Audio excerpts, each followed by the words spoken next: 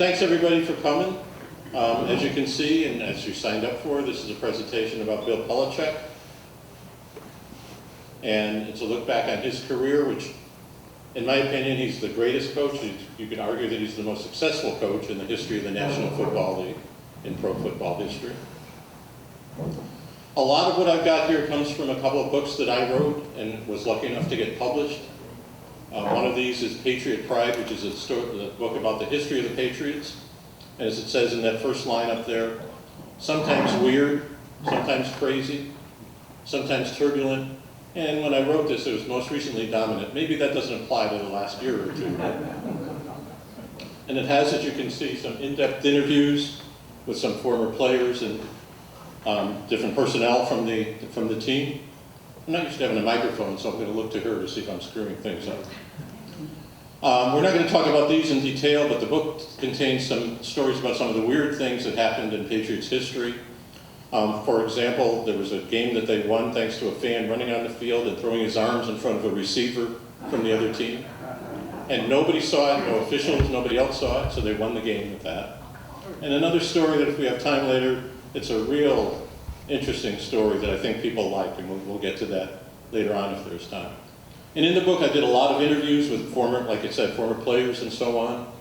And a lot of them had comments about Belichick, either from playing for him or from the job that he was doing at the time that the interview was done. And there's some interesting stories from that, and some of them will be embedded in the presentation as well. All right, so let's talk about Bill Belichick and his early career before coming to New England as their coach. He was born in Tennessee, Nashville, Tennessee in 1952, and his life revolved around football from the very start. He was named after a Hall of Fame college football coach named Bill Edwards, who coached, if I'm not mistaken, at Case Western and Vanderbilt and a couple of other places. In fact, Edwards was Belichick's godfather. Belichick grew up in Annapolis, where his father, Steve, was an assistant coach for many, many years at Navy. And he did stuff for his father, including learning how to analyze game films, break down an opponent's tendencies and that kind of thing. And he also, as a kid, got to play catch with some Navy greats like Joe Bellino and Roger Staubach, who were both Heisman Trophy winners. Joe Bellino was from Winchester, Massachusetts. Roger Staubach, I forget where Roger Staubach's from. But anyway, he had New England ties before he became the coach. He attended Phillips Academy in Andover, Mass., and he graduated from Wesleyan University in Connecticut in 1975. His pro football career started after graduation with a $25 a week job as an assistant to the head coach of the Baltimore Colts, Ted Marchibroda. $25 a week. But as you see in the slide here, his career progressed pretty quickly. In 1976, he became an assistant coach of the Lions special teams, the kicking teams. In 1977, he became a coach of the tight ends and wide receivers. In 1978, he moved to the Denver Broncos and became their special teams coach and an assistant on the defensive side and director of films. Belichick he's crazy about doing film study and doing film analysis and that kind of thing. And then he started having of real success when he joined the New York Giants and their coaching staff.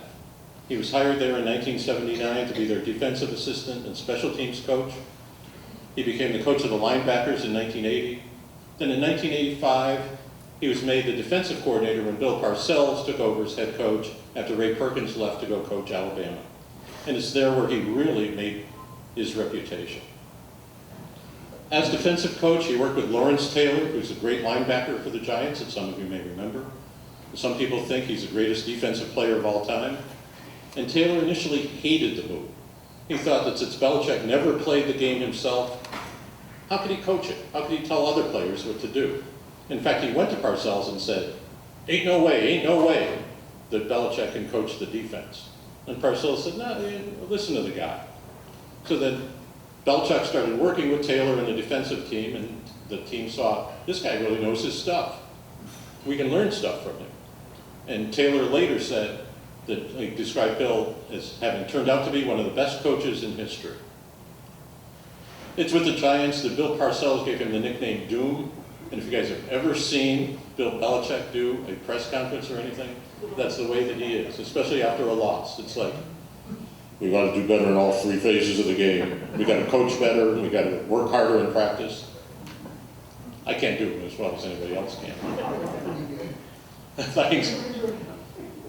So the Giants came close. In 1985, they lost to the Chicago Bears, who were a fantastic football team. And in fact, that Bears team went on to beat the Patriots in the Super Bowl 46-10. And on the way back from the game where the Giants lost to the Bears, Bill Parcells' friend told him, "You've got to find a way to beat these guys," and they did. So the next year, the Giants took over, and they won the Super Bowl. They beat the team that was the dynasty team of the 1980s, the San Francisco 49ers. That's the team with Joe Montana. They beat them 49-3, and held Montana and the team without a touchdown.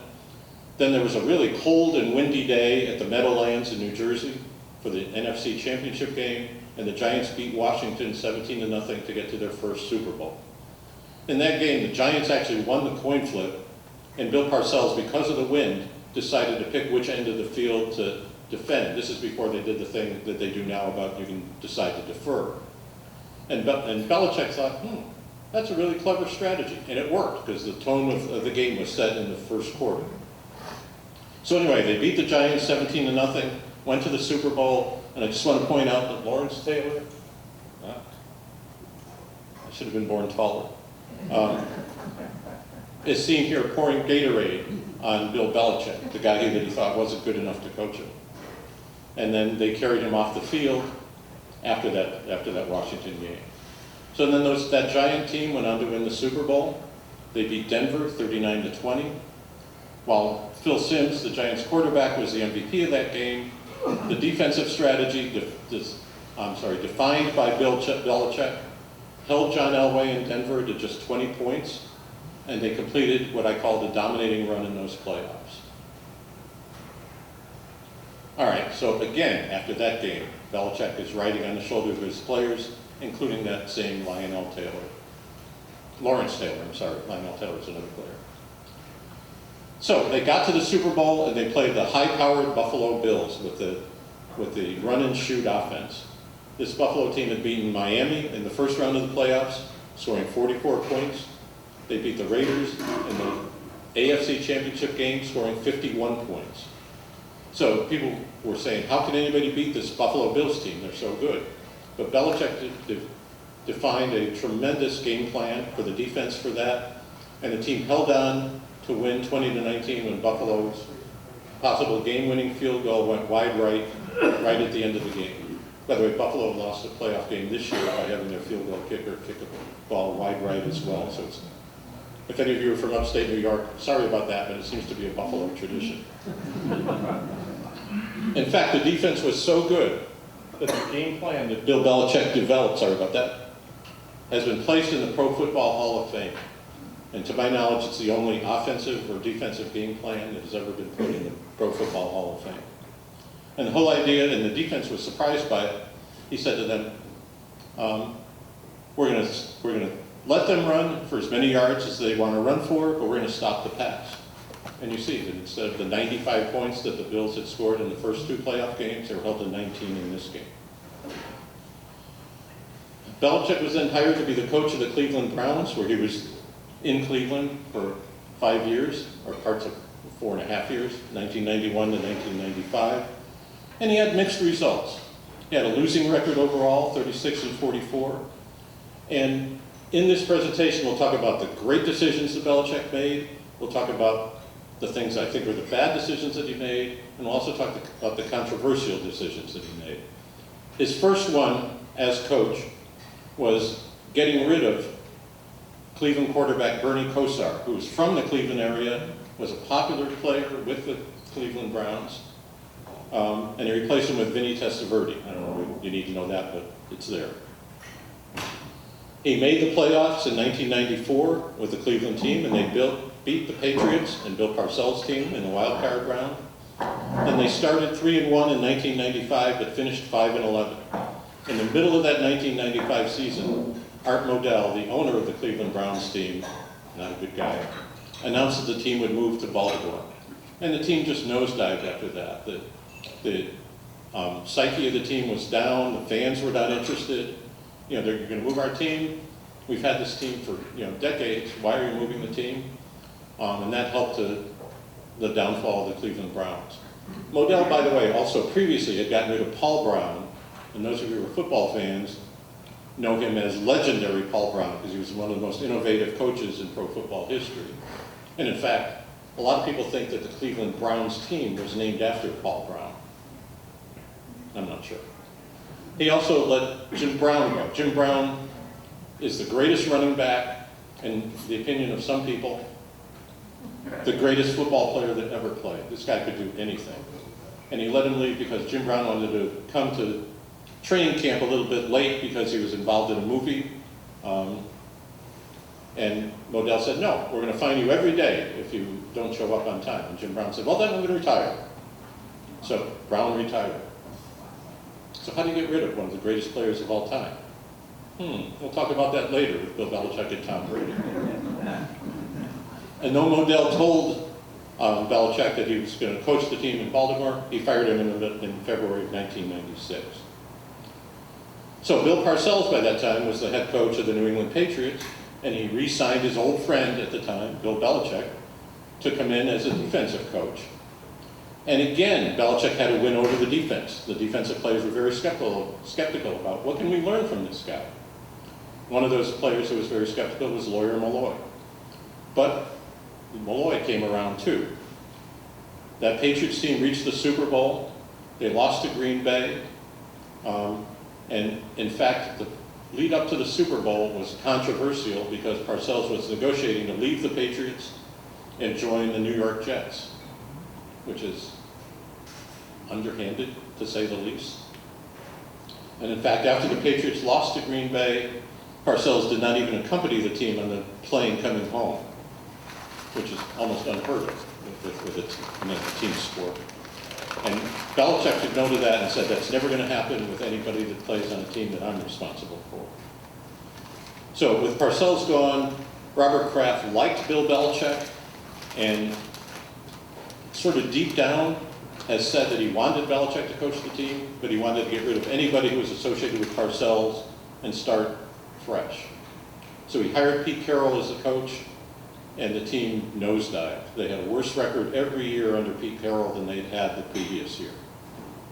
I'm not a Pete Carroll fan.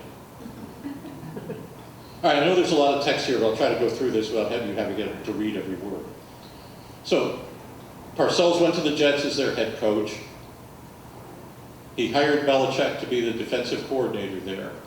And he put a clause in Belichick's contract that if Parcells ever retired, Belichick would become the head coach. And in fact, the Patriots decided, we're not going to release Parcells to be the head coach at another team. You can do that. And so they named Belichick as the head coach. So as I say up top there, Belichick had 2 stints as head coach of the Jets without ever coaching a game. Because by the time they were getting ready for training camp and everything, the Patriots had reached an agreement with the Jets whereby they'd let Parcells be the head coach and the Patriots would get a couple of draft picks in exchange for that deal. All right, so Belichick was with the Jets for a few years, and then Kraft finally decided it's time to fire Pete Carroll, and he wanted to hire Belichick, the defensive coordinator of the Jets. So he approached the Jets about wanting to talk to Belichick about the head coach. Now in pro football, you can talk to somebody and interview them for a job that's a higher position than they've already got. So as defensive coordinator, they could have talked to Belichick about being the head coach. But then Parcells said, well, I'm retiring, and that invokes the clause in Belichick's contract that he becomes the head coach. Underhanded again, in my opinion. So they were about to announce, this is January 4th, 2000, Belichick was going to be introduced as head coach of the Jets, but he turned it into a surprise resignation. So before taking the podium, like this, he scrawled a resignation note on a napkin that said simply, I resign as HC of the NYJ. So, 2 stints as Jets head coach, never coached a practice, never coached a game as head coach. And in fact, that day, when he was supposed to be announced as the head coach, he gave a half-hour speech explaining his resignation, that the ownership of the Jets had changed and he wasn't sure about working with this new ownership. And the Jets management immediately started to imply that Belichick had mental stability issues. A lot of underhandedness in the NFL, but you probably guys already knew that. So anyway, backing up a little bit, back in Foxborough, Robert Kraft had fired Pete Carroll, as I had said, and he wanted permission now to interview Belichick as head coach. That didn't happen for a while, and finally one day, Bill Parcells called Robert Kraft and said, "This is Darth Vader, let's talk." So they arranged a trade, so the Patriots sent a first-round draft pick to the Jets in 2000 for the right to hire Belichick as head coach. I think that first-round draft pick turned out to be defensive back Aaron Glenn. Anyway, January 2000, Belichick is introduced as the Patriots head coach, and things started to really turn around for the Patriots with that. Over the next 18 years, they won 6 Super Bowls, and the Patriots became not only a dynasty, but the model franchise across all sports in the U.S. So they had Kraft in place as a good owner, they had Belichick in place as a good coach, they needed one more thing, and they got that in that draft, by in the 6th round drafting this guy named Tom Brady, who only became the greatest quarterback in the history of the game. And that's really when things started. Because before that, the season before Brady became the quarterback, the team was 5-11, and in fact Brady was 4th on the quarterback depth chart behind Drew Bledsoe and, well, as you see, John Freese and Michael Bishop.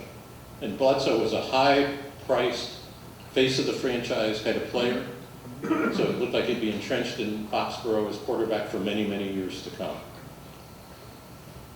During that season, even though he was a rookie, Tom Brady was passing Robert Kraft, the owner, on the steps at Foxborough Stadium, and he said hello to him, and Kraft said hello to Brady, and Brady was surprised that he knew him, and Tom Brady said to Robert Kraft, "Drafting me will be the best decision that this organization's ever made." He was right. Okay, so the 2001 season, Bledsoe's still the quarterback. The team starts out 0-2. Bledsoe gets hurt at the end of game 2 of that season with a vicious hit, knocked him out on the sidelines. In fact, as Drew Bledsoe told me during the interview that I did with him, he almost died as a result of that hit. If they hadn't gotten him to the hospital in time, he would have died, because he was losing blood at the rate of like 2 pints an hour or something like that. And they did something, I'm not a medical person, but they did something eventually at the hospital where they were recirculating the blood that he was losing back into his body to keep him alive. Anyway, so Bledsoe was hurt, obviously, and Tom Brady stepped in as quarterback. The team raised their record to 5-4 when Bledsoe was cleared to be able to play again. At that point, there was a big decision facing Bill Belichick. Does he go back to Drew Bledsoe, as we mentioned before, the face of the franchise, high-priced quarterback, the future of the Patriots, or does he go with this somewhat successful in a few games, rookie, not rookie, but second-year quarterback, Tom Brady, and he decides Brady's the better quarterback, the team is doing well, we're going to stay with him. Great decision, obviously, but not an easy one to make at the time. So anyway, the team lost that game 10 to the very powerful St. Louis Rams, and they never lost again that season. So now let's relive some of the good times with the Patriots here. So 2001, they get into the playoffs. They play Oakland in the last game ever played in Foxborough Stadium. The game was played in a blizzard. If you guys watched it, you remember it. It was hard for the players to get footing. But they won that game thanks to the tuck rule. Brady, late in the game, the Patriots were losing 13-10. Brady went back to pass. He was being rushed, and as he was being rushed, he brought his hand down, and he was hit, and the ball went loose. And almost everybody watching, including me, thought, well, that's a fumble, the game's over, Oakland wins, and that's the end of the season for the Patriots. But the officials reviewed it and said, at the time there was this rule that if your hand is coming down in a throwing motion, and you get hit and lose the ball, it's an incomplete pass, it's not a fumble. So it was a fumble, the Patriots were able to keep the ball, Brady marched them down further, And then Adam Vinatieri, in the picture that's on the screen there, kicked I think one of the best field goal kicks of all time. It was in the snow, and it just barely cleared the crossbar for the tying field goal. And then the Patriots went on to win that game in overtime. So now they were going to Pittsburgh to play the Steelers for the AFC Championship game and the right to get into the Super Bowl. And in the lead up to the Super Bowl, Lawyer Malloy, remember he was skeptical about Belichick to begin with, was complaining about his hotel room. Yep. And the accommodations were not what he was hoping for as a pro football player going into the Super Bowl. So Belichick said, well, switch rooms with me. You know, because as the coach, he had the suite, and he figured, if Malloy's happy, he'll play better, and I don't care where I am, I'm just going to study film anyway, right? So he switched rooms with Lawyer Malloy, and then the Patriots went on to a shocking upset of the heavily favored St. Louis Rams in that Super Bowl. We'll look at some photos and we'll talk about some good decisions that were made in that game as well. So they won that Super Bowl, the first ever Super Bowl win by the Patriots. I think the Rams were favored by something like 13 and a half points going into the game. But the game plan, again devised by Belichick, was they were going to neutralize the great running back of the Rams, Marshall Faulk, and try to rush the quarterback and force some turnovers, which they did. You see. Okay, you see in that top left there, Ty Law scored the first touchdown of the game, returning an interception for a touchdown. The Patriots took a 17-3 lead. Then the Rams came back to tie it with like less than 2 minutes to go. And everybody, all the analysts and John Madden, who was the famous sportscaster, were saying, well, the Patriots are going to have to play for a tie now and go into overtime because they got the ball on like the 17-yard line. Meanwhile, on the sidelines, Belichick and Brady and Bledsoe and the offensive coordinator of the Patriots were meeting on the sidelines, and Belichick said, we're going to go for it. Instead of taking a knee and just letting the time run out and play for overtime, we're going to go for the win. And again, on the 17-yard line, less than 2 minutes to go, you've got a quarterback playing his first season, but when he described it later, Belichick said, I had confidence that Brady wouldn't make a mistake. So whereas most football coaches would play it conservatively, Belichick made a great decision and said, we're going to just go for it. I don't want to have the Rams to have the ball again. So anyway, Brady got the ball, marched the Patriots down the field, and while that was going on, John Madden, who had said that they should play for overtime, said, as you see, what Tom Brady just did gives me goosebumps. Again, second-year quarterback. Nobody knew who Tom Brady was for the most part at that time. So Brady marched him into position for a field goal. They were out of timeout, so he had to spike the ball to stop the clock. And I don't know, kind of like this. He spiked the ball, and as the ball was coming down, he reached out with his left hand and just caught it. So very calm guy. In fact, he took a nap before the game. How did he take a nap before the Super Bowl when he was the starting quarterback? So anyway, the Patriots won and got their first Super Bowl win. So this top story I like a lot. So those days you may remember that when somebody won a championship, as they were walking off the field, somebody would say to them, you've just won the Super Bowl, Tom Brady. What are you going to do? I'm going to Disney World. But remember, Belichick had a rule that you got to travel with the team. So Brady went to Belichick's hotel room and sort of sheepishly said, Coach, I've been invited to go to Disney World. Is it okay? And Belichick sort of looked at him and paused for a minute and said, sure. How many times are you going to win the Super Bowl? 7. But who knew that at the time, right? Okay, so the 2002 season started. The team goes 9-7. They finished second. They missed the playoffs. And in fact, this is the only time in Tom Brady's history with the Patriots that they did not make the playoffs when Brady was healthy. So again, a really good player. Okay, now let's get to some controversy. The 2003 season began with Belichick deciding that Lawyer Malloy was expendable, so he released him. And Malloy was popular with everybody on the team. All the players really liked him. In fact, you may remember that Belichick even gave up his hotel room to Lawyer Malloy during the Super Bowl. And he was popular even with Belichick. The first person to go to Brady at the end of that first Super Bowl win was Lawyer Malloy, who ran over and hugged Belichick, and they had a great relationship. But Belichick is cold, some might say cold-hearted, and he always had this opinion that he would get rid of a player a year early rather than a year late, and so he decided to do that with Lawyer Malloy. But Malloy went on to have a couple of good years anyway. The Buffalo Bills signed Lawyer Malloy, and in fact, so they played the opening game against the Patriots, and the Buffalo Bills won that game 31-0. By the way, at the end of the season, the Patriots played Buffalo in the last game of the season and beat them 31-0. So those of you who like symmetry, there's some for you. Okay, led to Super Bowl win number 2, the 2003 season, the 2004 Super Bowl. The team started 2-2 after that situation with Lawyer Malloy, but they finished 14-2. In that game, there was a great decision by Bill Belichick in a game with Denver. They were losing, let's see, they were losing 20, whatever the score was. 26-21, thank you. You think I'd even know my own slide. And they were backed up on like their own 1-yard line, and if they punted, then Denver would be in a position to just put the game away. But Belichick decided to have the center snap the ball over the punter's head for a safety, 2 points, and then the Patriots wound up winning that game 30-26. So the Patriots defeated Tennessee 17-14 in a very cold Gillette Stadium, 4 degrees with a wind chill factor of -10.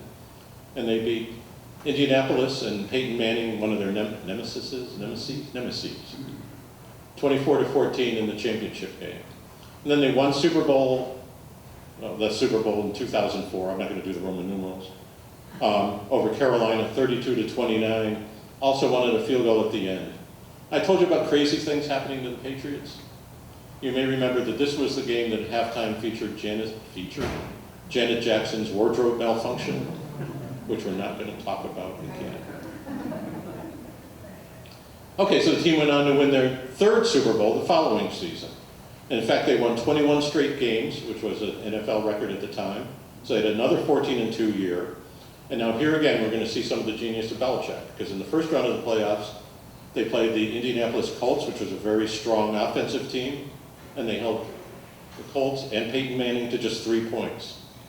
Then they went to play Pittsburgh again in Pittsburgh, a very good defensive team, and Belichick's game plan got them 41 points against a very good defensive team. So play a good offensive team, you can shut them down. Play a good defensive team, you can outscore them.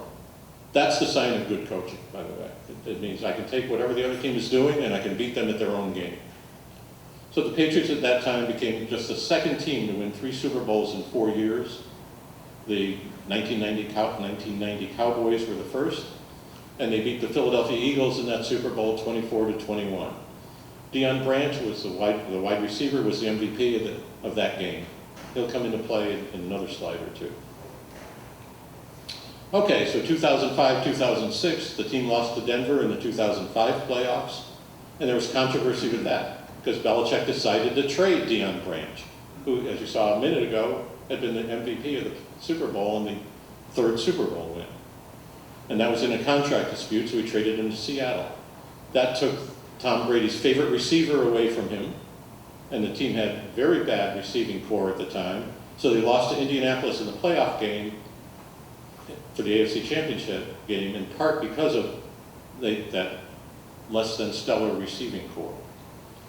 So the Patriots were knocked out of the playoffs in 2006, and Belichick compensated in 2007 by acquiring 2 receivers, Wes Welker and Randy Moss, for the 2007 season. That's Welker and Moss in the pictures there. Okay, 2007 was a fantastic year for the Patriots. It was their near-perfect season. They became, and still are, the first team to go 16-0 in the regular season. They lost in the Super Bowl, as we'll get to very, very briefly, because it's still painful. But there's a quote there that I put up from a guy who wrote for the Sporting News, who said for weeks there was talk about how the relevance of going 16-0, and he pointed out, and he's correct, some team wins a Super Bowl every year, but no team has ever gone 16-0. It should be celebrated no matter what happens next. I agree with him. It's very difficult to go 16-0 or anything close to that in the NFL. The record went to 18-0 with a playoff win over Jacksonville, and then a win in the AFC Championship game over San Diego. But then the season ended in a crushing 17-14 defeat to the New York Giants. Yuck. In fact, Brady threw a touchdown pass to Randy Moss with just 2 minutes and 42 seconds left that gave the Patriots the lead. So the perfect season was there in front of them. All they had to do was make one stop of the Giants, and they'd be 19-0 and Super Bowl champions. But the defense didn't hold up. The Giants drove down and scored the winning touchdown with 35 seconds to go. Let's be done with this slide. Okay, 2008 to 2013 is what I'd call unfinished business. Brady got hurt in the first game of the 2008 season. He was out for the season because of that. But here's a brilliant coaching job by Bill Belichick. He coached the team to an 11-5 record with Matt Castle as the quarterback and just missed the playoffs. Now, Matt Castle had been with the team. This is his 4th year with the team. He never started a game. He had gone to Southern Cal in college, never started a game in Southern Cal. So the last game that Matt Castle had started was in high school, which would have been 7 years before. And so yet, with Belichick's coaching skill, they were able to get to an 11-5 season and just miss the playoffs.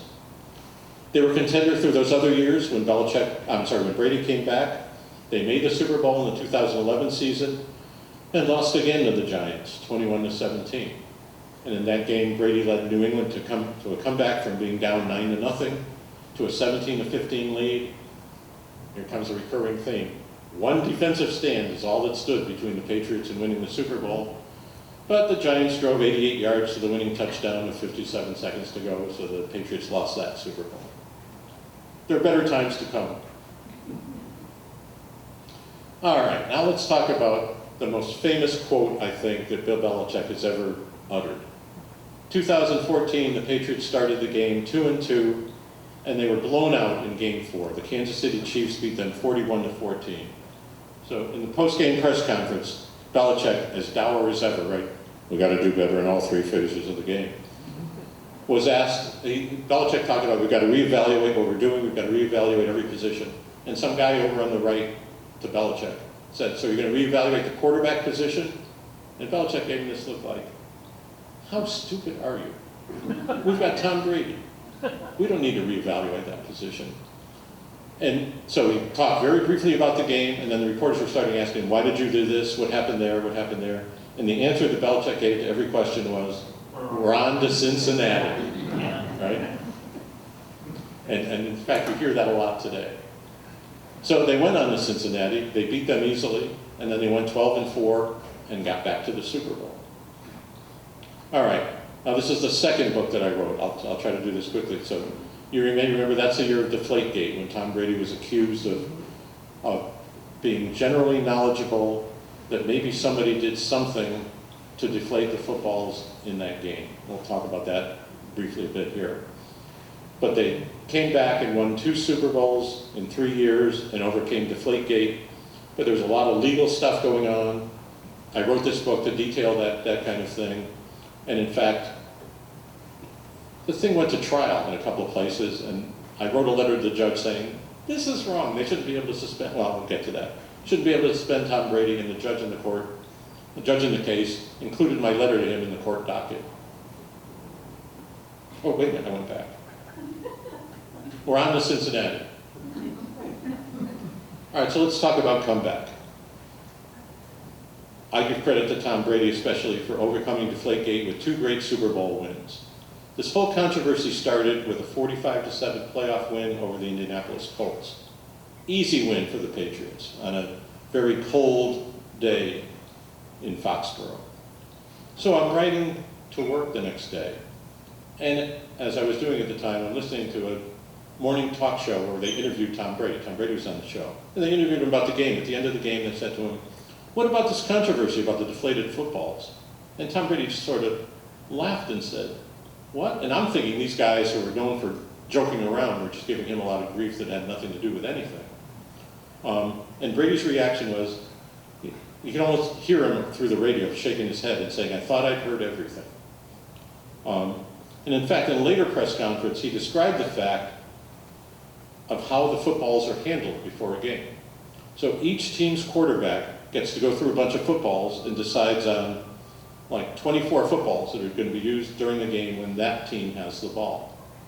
Then the footballs are brought to the officials who measure them and do whatever they do to make sure that they're legal and everything. And then they're used in the game. So when the Patriots got the ball, they'd bring out a football that Tom Brady had already approved and the officials had approved. And they would use that game on offense. When the Colts, in this case, got the ball, they'd bring out the balls that Andrew Luck, the Indianapolis quarterback, had picked that he wanted used in the games. So, and Brady has said, once he's picked the footballs and they've gone to the officials, he doesn't want anybody tampering with them. So, I don't think Tom Brady was generally aware that something was happening with the footballs. Now, I invited Upton Bell here, who used to be the general manager of the Patriots, not at this time, but in earlier days. He believes that Tom Brady was aware of things that were going on and instigated them. So we've had a couple of debates in talks like these in the past. But I'll stick by my guns. Okay, so then Belichick had a press conference, and he said, I'm not an expert on footballs. I would not say that I'm the Mona Lisa Vito of the football world. Do you guys get the reference? Yeah. Okay. The My Cousin Vinny movie with Joe Pesci. So anyway, the Patriots overcame those accusations and they came back from 10 points down against the defending champion Seattle Seahawks to win the Super Bowl. Let's look at a couple of pictures from that. Again, a good game plan by Belichick. Seattle had a very good defense, and they decided that instead of Brady taking a deep drop back and throwing, they would take a short drop back and throw the ball out quickly before the rush could get to it. Excuse me. So Seattle took a lead actually in that game, 24-14, but the Patriots came back. With less than 8 minutes to go, trailing by that score, Brady threw a touchdown pass to Danny Amendola, and suddenly the game was closer, 24-21. Then with 2 minutes, 2 seconds to go, Brady threw a pass to Julian Edelman for a 3-yard touchdown, and the Patriots were in the lead, 28-24. Okay. There's some scenes from that. But the game wasn't over. Seattle got down to the 1-yard line near the end of the game. It looked like they were going to go in for the winning touchdown and win the Super Bowl. But Belichick was looking over at the other sidelines where the Seattle coach, Pete Carroll, by the way, remember him? He looked and he saw confusion. And the other coaches were saying to Bill, you want to call timeout? We need some time in case they score. We're going to have some time to try to score ourselves. And Belichick said, no, they look confused. If they want to call timeout, let them call timeout. Okay, so then what happened is still astonishing to this day. So on the 1-yard line with a great running back, Seattle decided to throw a pass. That pass was intercepted by Malcolm Butler, the picture that you see here, and that interception saved the game. Now, let's back up to the week before in practice. Belichick and the defensive coordinator really prepared for this very play. They worked with Malcolm Butler in the defense on this is what they're going to do. When you see this formation, they're probably going to do this and throw this pass. Every time they practiced it during that week of practice, it failed. The offense scored, the defense couldn't stop it. But in this game, when Seattle came out and ran that play, Malcolm Butler was absolutely prepared, knew exactly what to do, got in the right position, and made the interception that won the game and won the Super Bowl. So again, great coaching. All right, so now let's just very quickly go through the legal mess. There was a Ted Wells report about, that's where it said that it reported that it was more probable than not that Tom Brady was generally aware that something was being done with the footballs. I don't know about you, but I hate to go to court where the case against me was, he might have been generally aware that something might have been done by somebody to these things. Ted Wells, by the way, was a classmate of mine at Holy Cross. We don't talk that much these days. How about Clarence Thomas? Don't mention him. So the result, the NFL suspended Tom Brady for 4 games. The Patriots were fined $1 million. They lost a couple of draft picks. As I mentioned earlier, there were all kinds of hearings, court cases, appeals. One judge said that the NFL can't do this, and so Brady was able to play the next season. but then it was appealed, and the judges reinstated the suspension, so Brady was suspended for the first 4 games of 2016. So, now let's go to 2015. Brady is playing. The Patriots fell just 2 points short of having Brady's first chance of redemption. They lost to Denver in Denver, 20-18 in the AFC Championship game. And they missed a 2-point conversion with 12 seconds left in the game that could have tied it and maybe sent the game into overtime. Just leave a bookmark in your mind about the 2-point conversion because it's going to come into play shortly. So the start of the 2016 season, Brady was suspended for 4 games. Jimmy Garoppolo fills in very well. Jacoby Brissett took over when Jimmy was injured. And without the star quarterback, Tom Brady, Belichick coached the team to a 3-1 record during the suspension. By the way, my wife, Margie, always liked the looks of Jimmy Garoppolo. So. She gets all the good lines. He's talking about you. Yeah, okay. That's right. Let's hope. Okay, so the end of the comeback kind of thing. Tom Brady returned in week 5. They had the 3-1 record. The Patriots went 14-1 after his return and won the Super Bowl with the ultimate comeback. And you guys all know this one, right? They were behind 25 points, 28-3, with 8 minutes, 31 seconds left to go in the third quarter. They had a touchdown drive to tie the game with 28-28, with just 57 seconds left. Remember the 2-point conversions? The 2-point conversions the Patriots didn't convert the year before? Well, all season long, Belichick had the team practicing different 2-point conversions. And they needed 2 of them to tie this game and ultimately win it in overtime. So this gave the Patriots, Brady and Belichick, their 5th title. The Super Bowl rings, I think, Henry, you gave me the picture of these rings. My brother's boyfriend was the one with the camera, by the way, in the camera scandal. The Spygate scandal? Yeah. So good times and bad times for Henry's family, too. So they won their 5th Super Bowl title. Brady became the first quarterback to lead a team to 5 Super Bowl wins. Belichick became the first coach whose team won 5 Super Bowls. So we have to relive a little bit of that Super Bowl. So Atlanta is ahead 28-12, only 9:44 to go in the game. Dante Hightower makes a key defensive play, sacking the Atlanta quarterback Matt Ryan, causing a fumble that the Patriots recovered, setting them up for a touchdown. So with 5:56 left, the Patriots scored on a touchdown pass to Danny Amendola, and they convert their first 2-point conversion with a direct snap. Okay, can I do this? With a direct snap of the ball to the running back, James White, who ran it in to pull New England to 28-20. Then key play of the game. I've got to use the pointer for this thing. On the next drive, Julian Edelman made a great clutch catch with just 2:28 left to keep a Patriots drive alive. Look at how close this ball is to hitting the ground. In fact, while they were replaying it to see if he caught it or not, there's this great scene where there's this Atlanta guy talking to one jumbotron at the end of the field saying, "You dropped it, you dropped it." And Edelman is saying, "No, look, I caught it, I caught it, I caught it."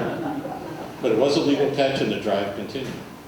So the Patriots scored again, and the Patriots converted another of those 2-point conversions, a pass to Danny Amendola, to tie the game at 28-28. It sent the game into the first ever Super Bowl overtime game.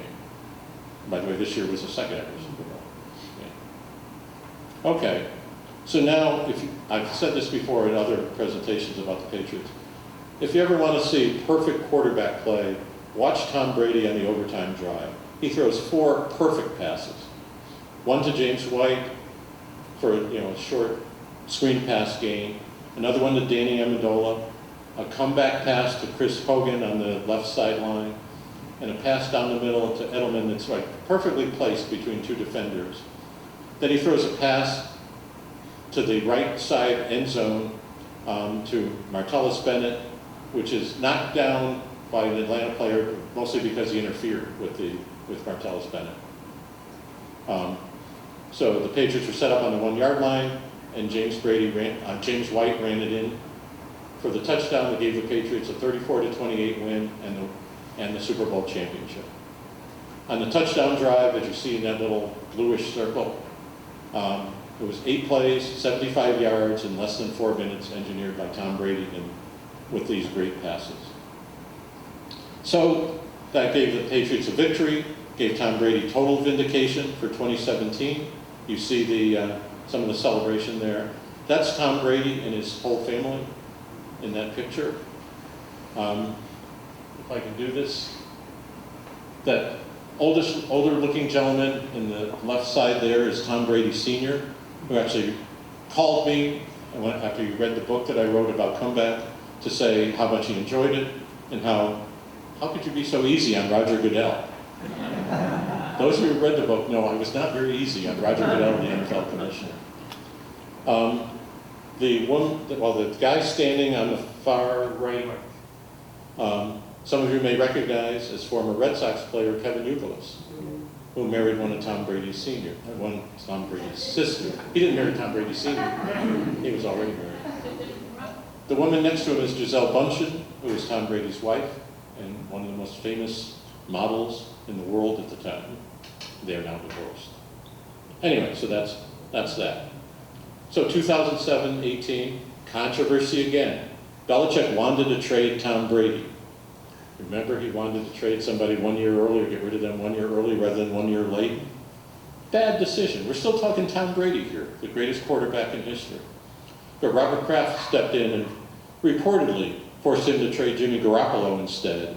And the story is that Belichick was so annoyed by that he decided to get as little as he could for Jimmy Garoppolo, so he traded him for just a second-round draft pick, and then he traded, as it was his want, he traded that down for some other draft pick, and I don't know where it wound up being. But anyway, the Patriots made it back to the Super Bowl. They were attempting to become the first repeat champion since, well, themselves in the 2003-2004 season. But the defense failed Brady and Belichick and the Patriots again. Brady threw for 505 yards, still the most ever by any Super Bowl quarterback. They scored 33 points, the most ever by any Super Bowl losing team at the time. And Brady led the Patriots to a 33-32 lead with 9.5 minutes to go, under 9.5 minutes. But the Patriot defense in that game was horrendous. The Eagles had the ball 10 times, they scored 8 times. They punted once, and there's 1 interception inside the 5-yard line on the other drive. They converted many 3rd downs, many 4th downs. Patriots had no pass rush in that game. They had many missed tackles, which leads to maybe one of the most controversial decisions that Bill Belichick ever made, leading to the big question of, where was Malcolm Butler? Remember Malcolm Butler, who helped save the Super Bowl a couple of years before? He was a regular defensive player for them. He played every minute, every snap of the AFC Championship game, and for some reason that's never been explained, Belichick sat him down for the Super Bowl. This picture is, while the national anthem was playing, Butler had been told he wasn't playing, and you see him crying there and being consoled by one of his teammates. So that horrendous defense, 1 deflected pass, 1 downfield tackle to prevent a first down, could have won the Super Bowl for the Patriots. And those things were specialties of Malcolm Butler. He was great at those kinds of things. And as you've seen, as we'll see again, it's not the first time that the defense let down the team. But they did come back the next year and win their 6th Super Bowl. They beat 2 very high-powered offenses, Kansas City, now the 2-time defending champions, in overtime in the AFC Championship game, scoring 37 points and to beat them in overtime, and beating the high-powered LA Rams 13-3, holding them to just 3 points to win that Super Bowl. So here are just some scenes from there. I'm not going to belabor the point and talk about these, but just you can relish the thoughts of how they won that Super Bowl. Okay, let's get closer to the present, 2019 to 2023. The Patriots went to the playoffs in 2019, but they lost in the first round to Tennessee. Then the biggest controversy, I think, of Belichick's career, he allowed Brady to leave as a free agent.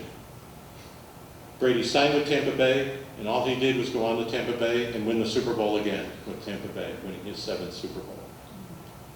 Meanwhile, back in Foxborough, The Patriots dropped to 7-9 in 2020 with Cam Newton as their quarterback. The next year they had drafted Mac Davis. He was their quarterback, and they actually took an upturn. Were 10-7 with Mac Jones at quarterback. Then they went to 8-9 in 2022 with Belichick having made what many consider to be questionable choices of Matt Patricia and Joe Judge to share the offensive coordinator position.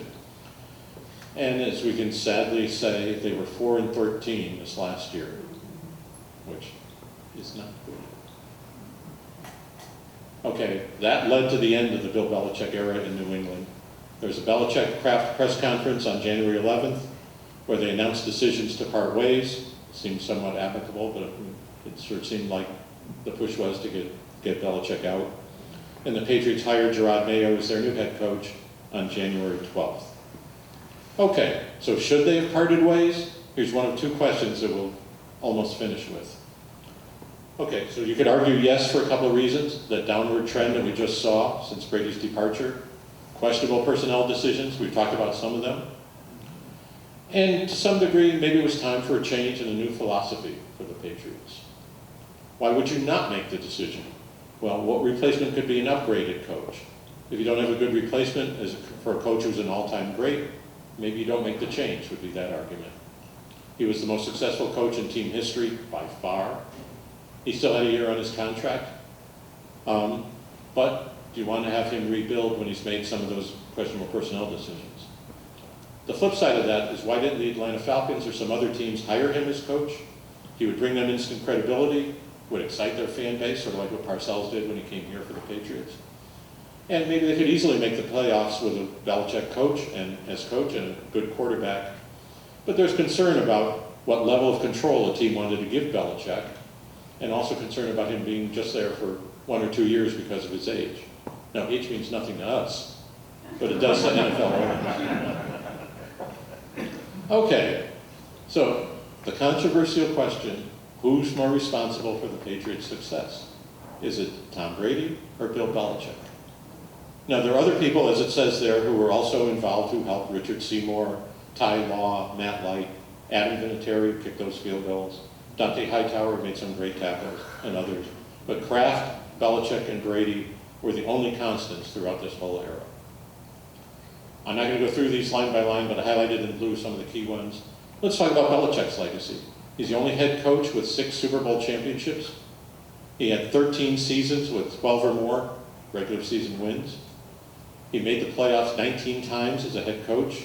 He had 31 playoff victories, and as of today, he has the second most total victories as a head coach in NFL history with 333 total victories.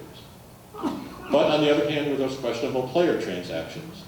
Again, we're not going to go through them at length, but if you look at some of these, we have people being traded or released and not getting the right kind of value in return.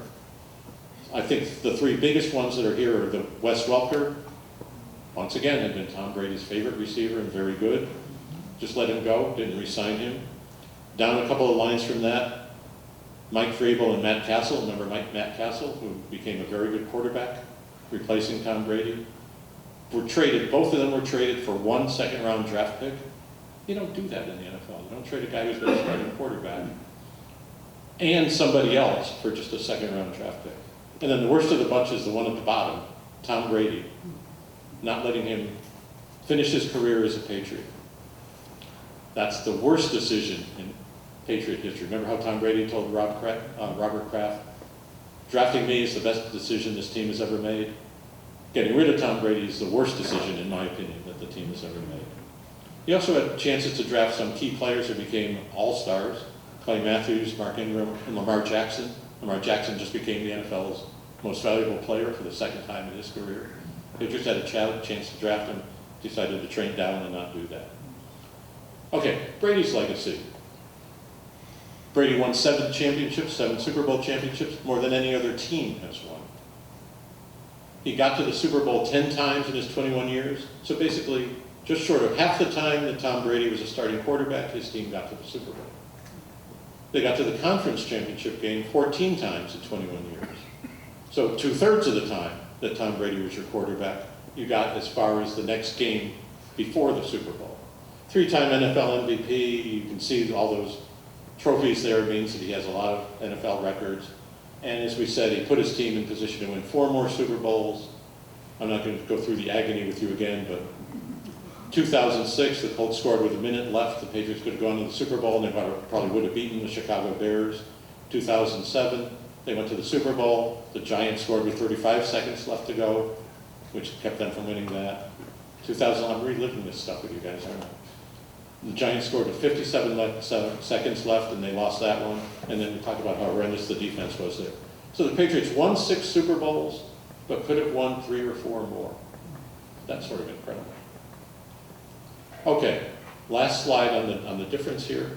If you look at the Patriots' record with Tom Brady as their quarterback under Belichick, they won 3/4 of their games over those seasons. Without Tom Brady as quarterback for Belichick, they won 43% of their games. Quite a difference. So my vote as to who's more responsible is this guy, Tom Brady. But there are some arguments that it could be votes for this cheery-looking fellow.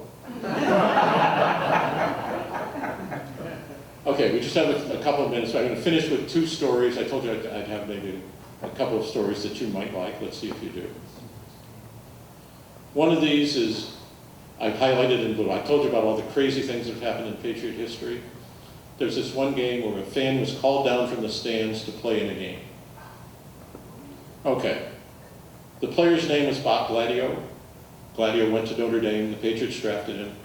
In 1969, they went through their training camp, and Bob Gladio was very happy. He thought he made the team because nobody called to tell him, bring your playbook, you're going to be in, have him cut. But then he went home and watched on TV the list of players that were cut by the Patriots, and his name was on it.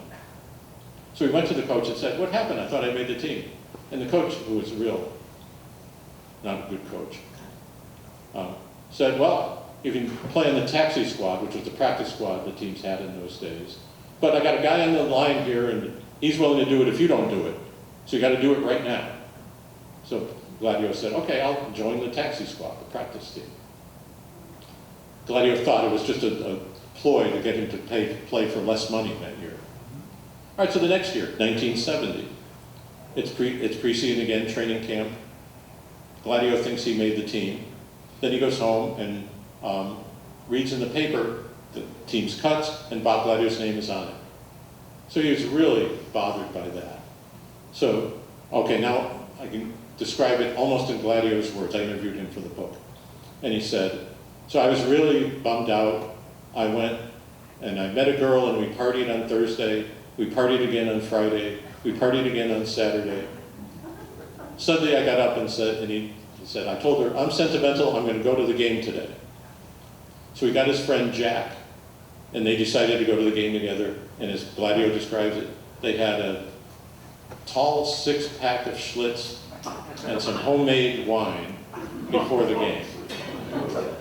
So they get to the game, and Gladio gets them into the game by showing them the game program and showing his picture, saying, I'm with the team. So they get into the game. They go up to the stands, and Jack says, I'll go get us some hot dogs and beer. You go up to the seats.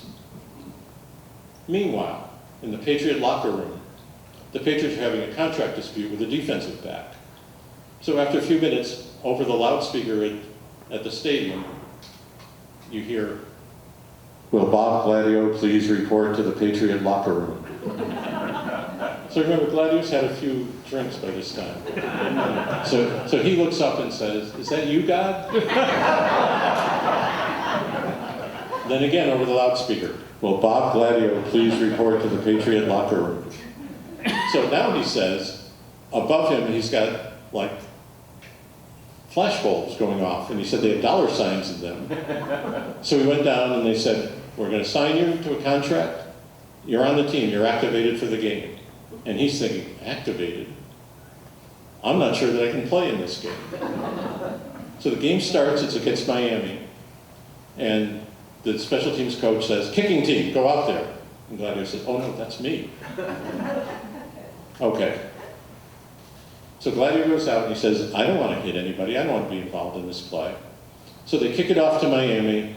The wedge forms for Miami to block for which was legal at the time. to block the kicking team. And Gladio said, I didn't want any part of being involved in this play. So I faked to the left and went to the right. The kick returner faked to the right and went to the left. And they ran into each other. Okay. Meanwhile, Jack is going back up into the stands. And he looks around and says, where's my friend? And the people said, well, you don't know, he was up, he was down, he was up, he was down. He left and we haven't seen him again. So the play that I just described happens, and over the loudspeaker comes, tackled by number 24, Bob Gladio. So Jack looks down, and there's his friend coming off the field having made the kickoff tackle. Things like this only happened with those old Patriots. The final story I'll leave you with, just because I like it. I pointed out before that the Drew Bledsoe interview that I did for the book was arranged with his mother. I was semi-retired at the time, and I decided to try to write this book about the Patriots. I contacted them. They gave me contact info for a number of players. Sometimes I'd interview somebody, and they'd say, we should also talk to such and such. Here's his contact info. But with time on my hands, I dug up how to contact Drew Bledsoe, his phone number. So I called his phone in Washington State, and I got the message, voicemail box is full, please try again later. Okay, so I tried again later, because, you know, I have time. Tried again a few times and got the same message. So, okay, I thought, okay, I should let somebody know about this. So I dug up the phone number for his parents, also in Washington State, and called them and spoke to this very nice lady, Barbara Bledsoe, Drew Bledsoe's mother. And she said, I don't know if he'll do the interview, but I'll let him know about his voicemail box. So I tried again a few times, and again, voicemail box is full. So I contacted her again and said, he hasn't gotten back to me, but he should know that his voicemail box is full because he might be getting a more important call than me trying to do the interview.